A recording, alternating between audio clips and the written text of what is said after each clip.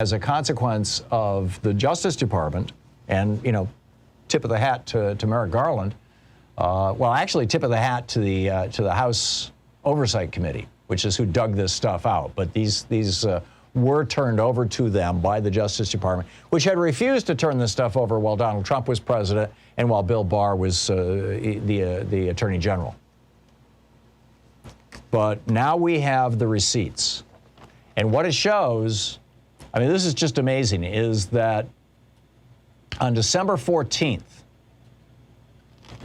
Donald Trump fired, specifically on December, this is, Judd Legum, in fact, has a great summary of this, by the way, over at popular.info today.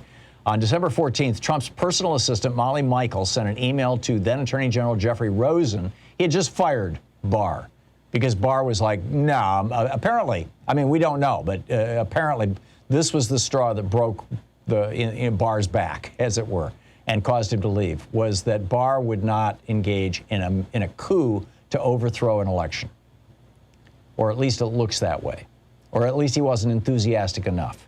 So that he sacks Barr, and then his assistant sends this email to the Deputy Attorney General, Jeffrey Rosen, with a subject line, "From POTUS," and it's filled with all this just bat guano crazy stuff out of, saying that the Michigan vote was the Dominion voting machines and they were being manipulated by hackers in Italy. And this all came out of a guy named Russell Ramsland Jr., a Republican businessman who sold Tex-Mex food in London and has a wellness technology that beams light into the human bloodstream.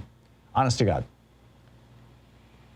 2 minutes after Donald Trump's assistant sent that document to the Attorney General's office, to the Department of Justice, 2 minutes later, quote, Associate Deputy Attorney General Richard Donahue, through his assistant, sent the same documents to the U.S. attorneys for the Eastern and Western Districts of Michigan.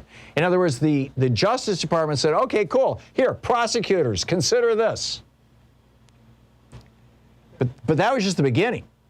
I mean, after that, he tried to convince the Justice Department to file a brief with the U.S. Supreme Court, basically declaring null and void the elections in Michigan, Georgia, Wisconsin, Pennsylvania, and Nevada. I mean, there was this long rant associated with this. They ultimately did not file this with the Supreme Court. I think they realized how crazy it was.